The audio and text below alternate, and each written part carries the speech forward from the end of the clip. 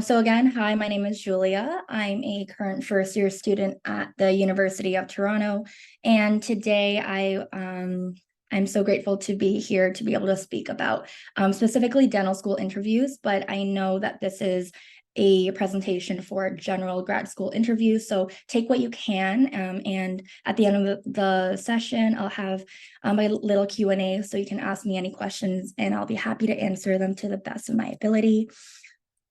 So moving forward, just some important pre-seminar information. I would like to start with just some general about me, my stats. So I graduated my undergrad from Western Medical Sciences in 2022. I had a 3.94. I know stats are really important, and that's something that everyone wants to know. So I have them all over here. I didn't get in my fourth year. I was waitlisted for U of T and Western. But again, that just gave me more time and also more experience with interviews over the past 2 years.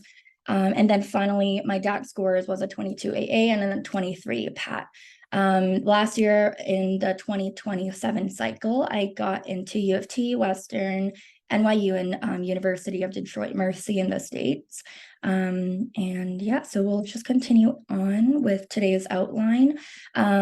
First, I'm just going to talk about the interview process very briefly, and then go into some tips and tricks on how to prep, finally tips for the interview day, and then we'll end off with just 3 general sample questions. So the interview process can vary. There's panel, one-on-one, or MMI, or multiple mini interviews. So typically for dental school, I've experienced panel interviews mostly, and I've also had one-on-one interview at NYU. Typically, they're more conversational when it's one-on-one. When you have a panel, it will be a little bit more of a traditional question-answer type with a lot of scenario and ethical-based questions. And mainly the interview process, it's mainly to assess your communication, your ethical judgment and reasoning, problem solving, and most importantly, your personality. So they want to see that you are someone who is very personable. They want to see who you are, your qualities, your characteristics, and how you can stand out from the bunch. So in terms of the preparation process, I just have some general key pointers. So of course, start early. For me, I was really lucky to have had an interview way back in October of my cycle. So I started prepping back in October up until February and March when interviews for U of T and Western rolled around. And because I did have 2 cycle experiences, I really took like the entire year after I didn't get in after my 4th year to really drill in on interview questions as well as just some communication tips and tricks, and I'll get into that a little bit in more detail.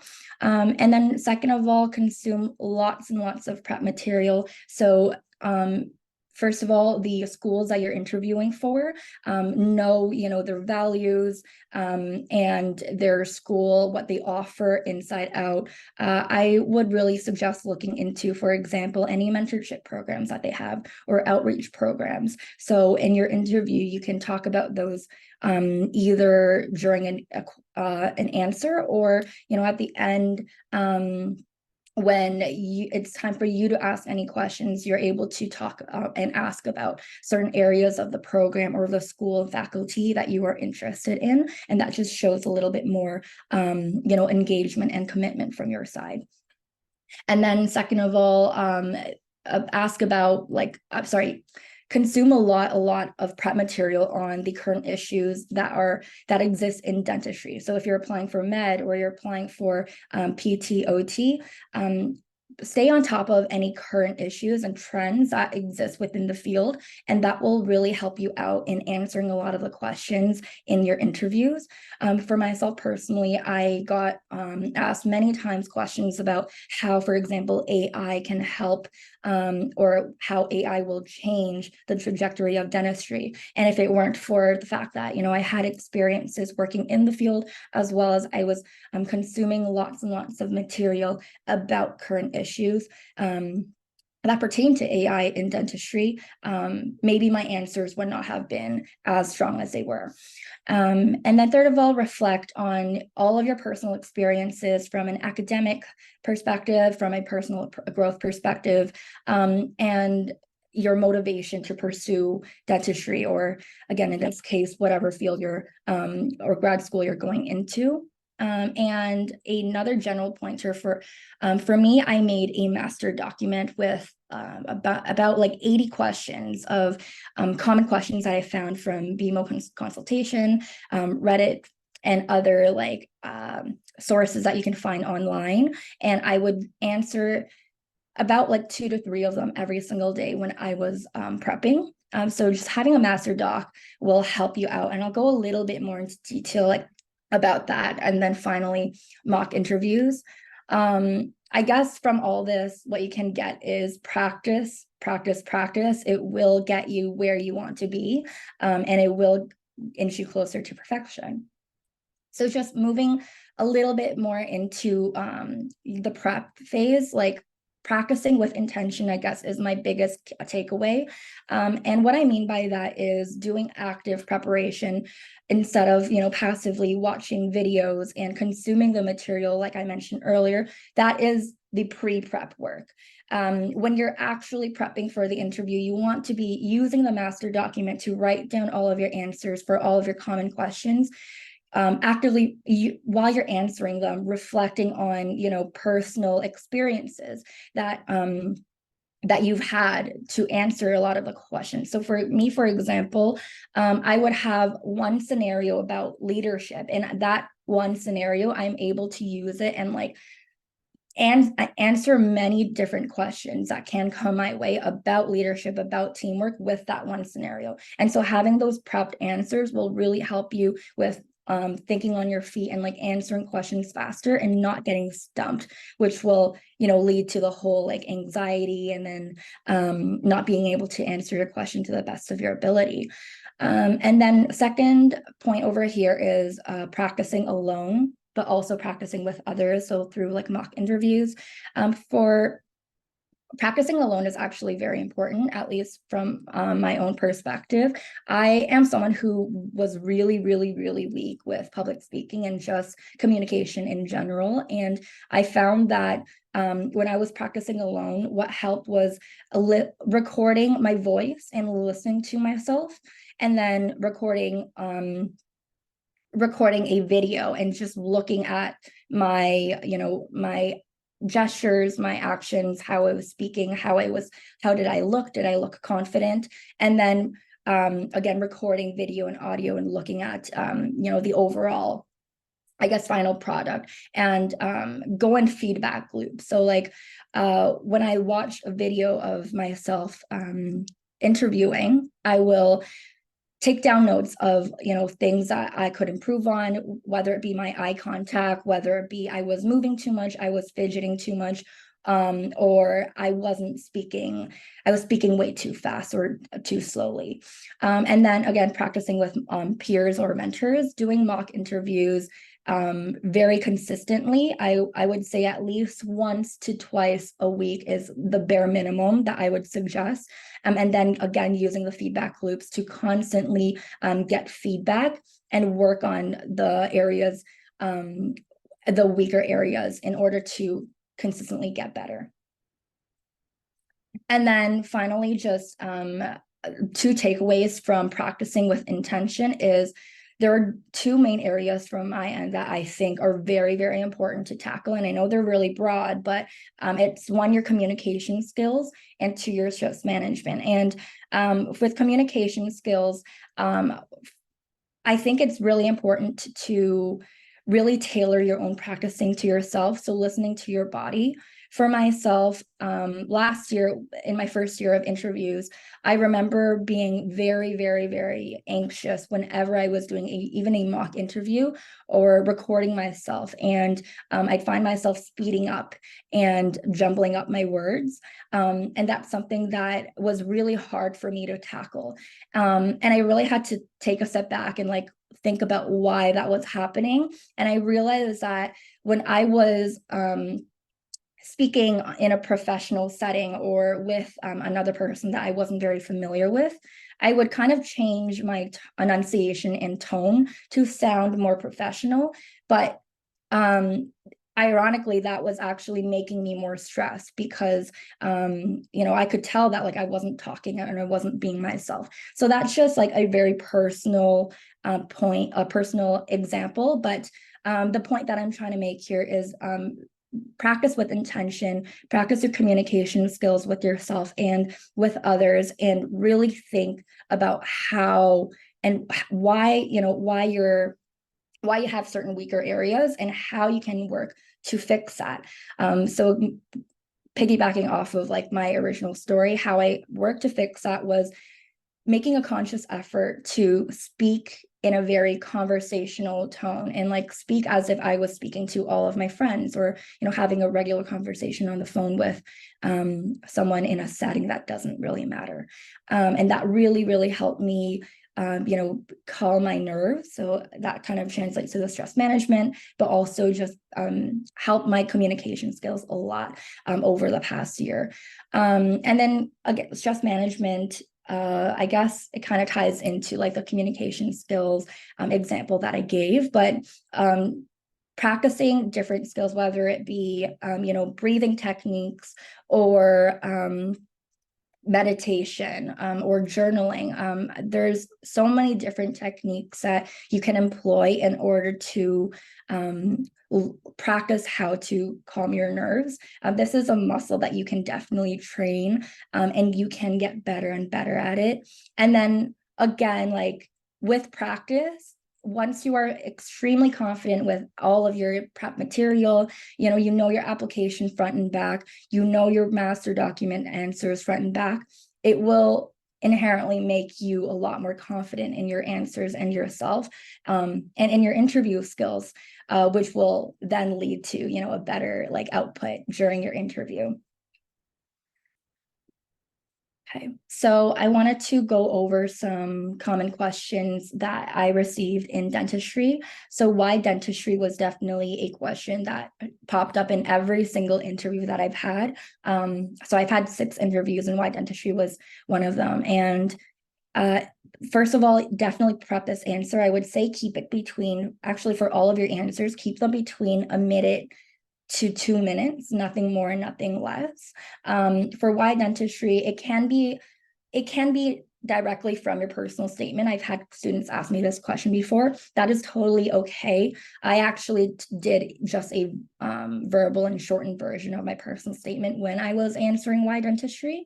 And you want to answer this question very concisely. So like point form A, B, and C, exactly why. You can start off with like a personal anecdote. For me, it was a situation that happened with my younger brother when I was younger, and watching him struggle with his dental problems growing up. That was what triggered the initial spark for me. So that's how I started my answer, and then build upon that. What did you do? And what did you find interesting through your shadowing or through your undergrad that led you to this path? And then finally, what makes you stand out? So you have to give the why you in this question. Second, describe a time you failed. Again, piggybacking off of like everything that I talked about with the master documents and reflecting on your personal experiences, you want to definitely have a prep answer for any sort of question that says, describe a time you failed, describe a time you had conflict with another individual, a friend, a mentor, or a person of authority. And by answering this question, and you also want to again use that structure of explaining what was the situation in like 1 to 2 sentences, and then expanding more and focusing more on how did you get over this, or like how did you get back on your feet from your failure, and what did you learn from this? So that is the biggest I guess point that I can give on answering, describing a time you failed. And then how do you handle stress is also a very, very common question. I think I got them in 90% of my interviews. it'll go something like, dental schools are very stressful 4 years. How are you going to be able to navigate these years?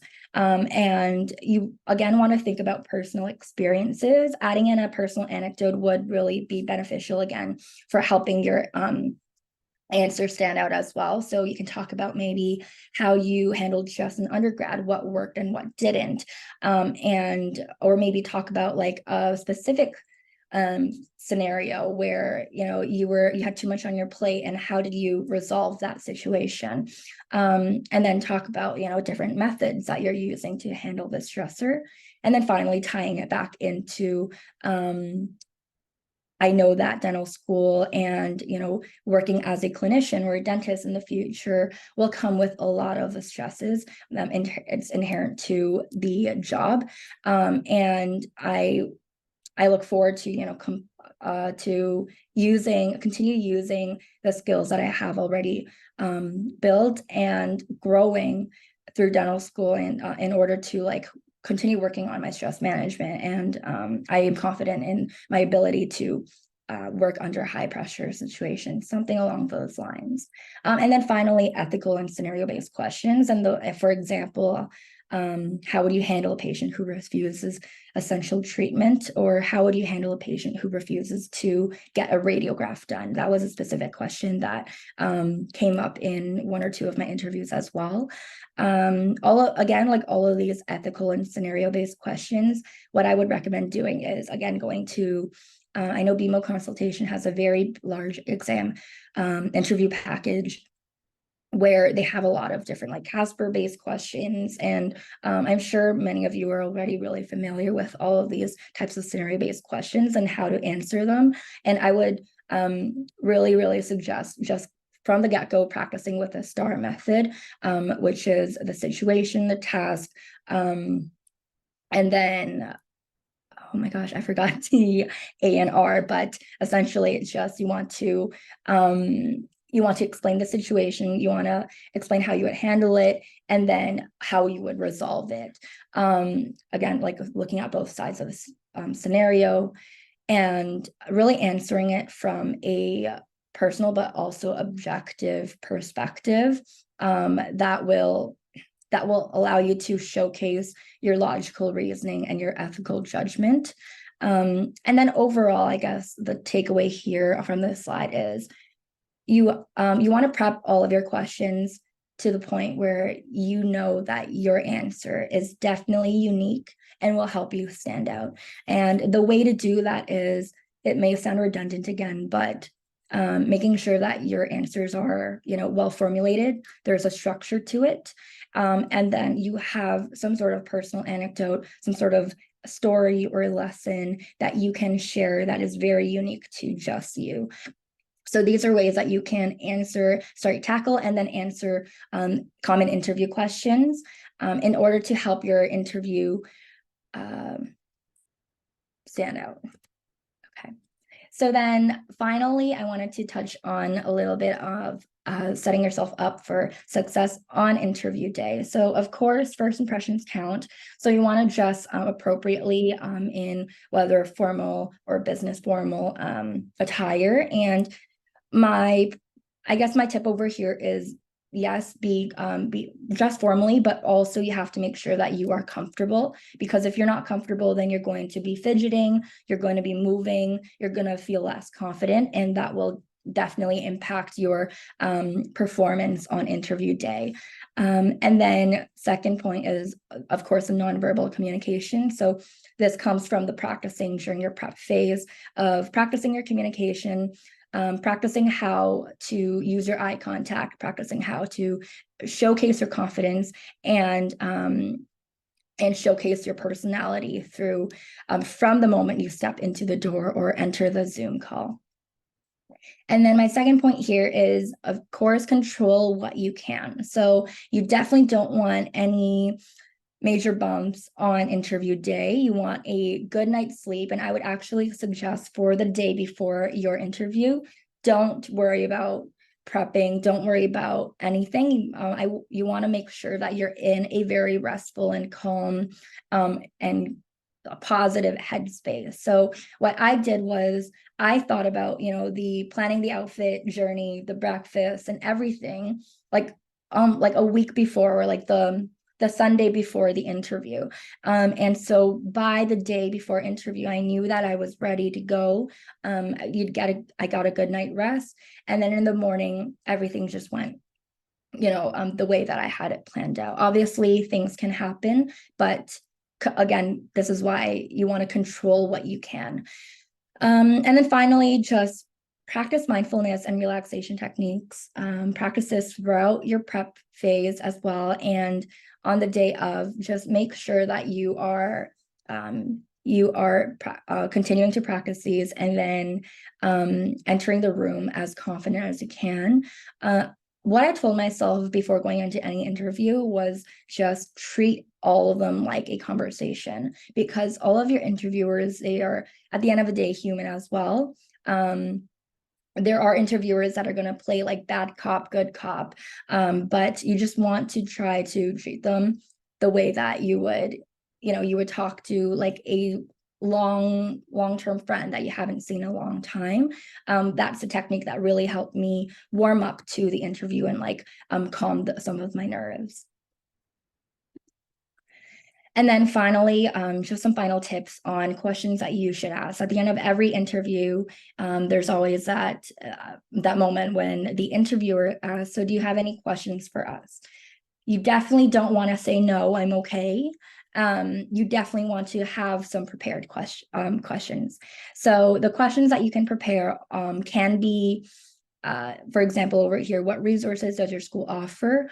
What are you most proud of your dental school? How would you describe the relationship between students and faculty? Or again, as I mentioned in the beginning of my presentation, any sort of mentorship opportunities or outreach programs that you are particularly interested in, that you would like some more information about. And then I wanted to go back to the first point that I had over here about asking personal questions. So this isn't like like you have to ask tailored questions to your interviewer, but if the opportunity does arise, say for instance, your interviewer talked a little bit about their background and why they are at the school that they are, you can at the end of the interview ask them questions about, for example, like their experience, what did they like the most, or why are they at the school that they're at right now, or why are they in the specialty that they're in right now. This is just a really good tip in kind of like buttering up the interviewer, because obviously everyone likes talking about themselves. So yeah, this is just a little tip that I wanted to give to you. And then finally, after the interview, I would recommend sending like a thank you note.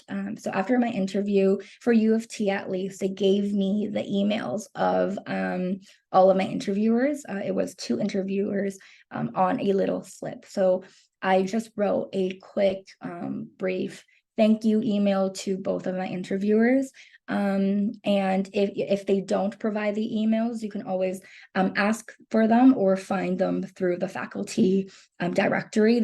I'm sure you can definitely find them through the online websites. And then finally, reflect on what went well, areas for improvement, and then stay positive, optimistic, and look forward. So if you have other interviews that you have to tackle, again, reflect on areas for improvement, and then keep on practicing. And that is it to my tips and tricks. I wanted to end this part off with just giving some of the packages that I offer. So I do personal statement formulation and editing. There's one